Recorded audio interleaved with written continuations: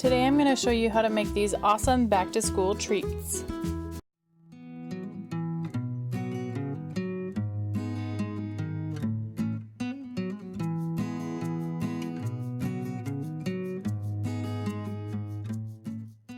We're going to start off with some butter, marshmallows, and Rice Krispies, and make yourself up some Rice Krispie treats. Make sure to put it in a greased pan and pack them down as good as you can. Once they are all cooled off, solidified, you can plop them out and then trim the edges because you don't want any rounded edges.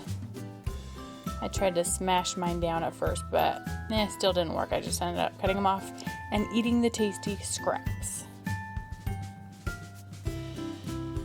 So I took it and I cut mine into a few different sizes and shapes, and I will show you what I did. So the first, these are going to be the piece of paper. Honestly, frosting is the messiest and trickiest part, so don't be too intimidated by this. Try to go light on the frosting. I'm using buttercream and also fondant, which I'll be showing you because I feel like they can easily overwhelm the Rice Krispie flavor. And honestly, this would be really great with like Cocoa Krispies or the fruity ones. They really pack a little more punch in the flavor department so that they're not overwhelmed. I try to get it nice and smooth, but there will probably be a little bit of bumpiness just because our Rice Krispies are bumpy. For this, I'm taking some fondant, just plain old white, and rolling it out. I've had a lot of people tell me that they're intimidated by fondant, so they've never done it. I highly recommend starting off with this project because it's really easy. It's not some big cake that's intimidating. I did kind of a crumb coat on the first one, let that solidify, and then this one you have to have it so it's sticky, so it has to be a little fresher. You can skip the second coat and just put the fondant on right away if you want. I did that on some of them.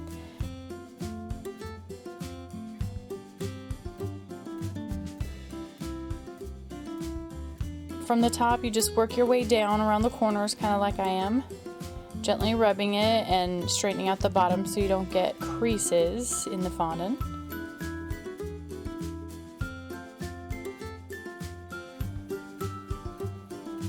And then I use the back of my knife to kind of press it up there, make sure that the bottom is not flapping out, and then I can cut it flush.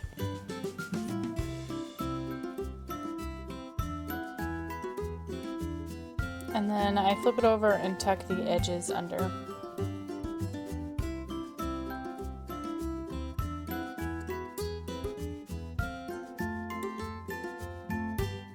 To decorate, I took these Wilton Food Safe paintbrushes and some food coloring, kind of watered down with vanilla extract. I learned that I had to pick it up every time the ruler and wipe it off so that I didn't get that drag.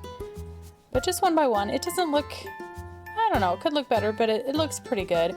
This was a little bit of trial and error. I tried a few different patterns. I think this one turned out all right.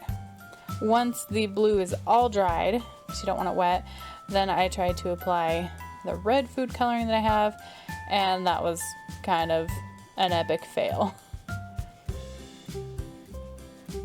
I think I watered it down too much.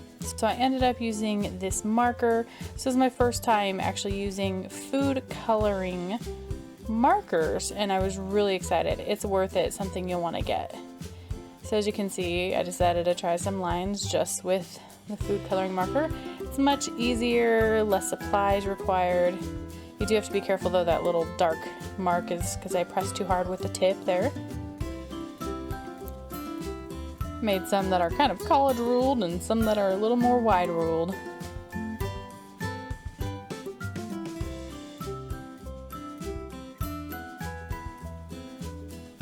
And then again, make sure that is completely dry before you go to apply the red.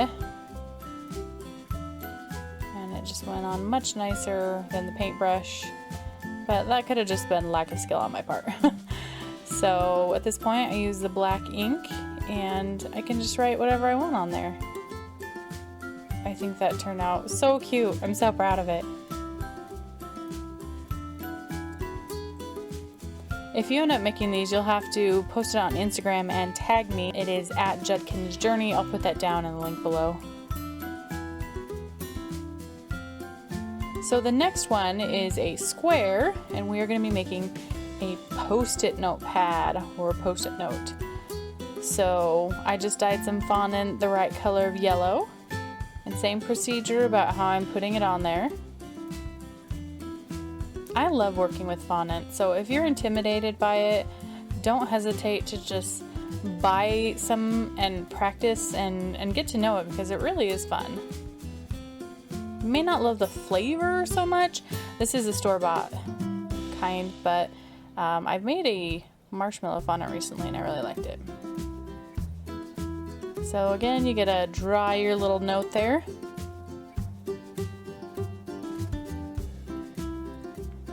And I was just kind of inspired by, you know, little love notes in your kids' lunches, or even your husband's if you want. And last but not least is a chalkboard. So I dyed this fondant as black as I could get it. It requires a lot of dye, and it still turned out a little too dark purple for my liking. So a little splash of vanilla extract and some of the black gel food coloring, and I just brushed on the top, and I think it made it look so good. I could have gone down the sides so it was completely black, but if you remember Burger King and their black Whopper, I did not want to do things to people. If you know what I mean, hit that thumbs up button. So this is a little sloppier because I didn't actually use my buttercream. This is frosting out of a can just from the store that I already had in there from a different project. But cleaned it up with a toothpick and it was good to go. Which of these is your favorite? Let me know down in the comments below. And I hope you guys really enjoyed this. I had fun making these. It was super simple, super creative, and your kids will love them. You can just toss them in their lunch and be good to go. I would appreciate it if you love this. Again, feel free to comment, share, subscribe, pin this on your Pinterest board, all that good stuff. And I hope I'll see you around next time. I'll be posting videos on this channel, crafts and cooking, 2 to 3 times a week, and I hope you all have a fantastic day.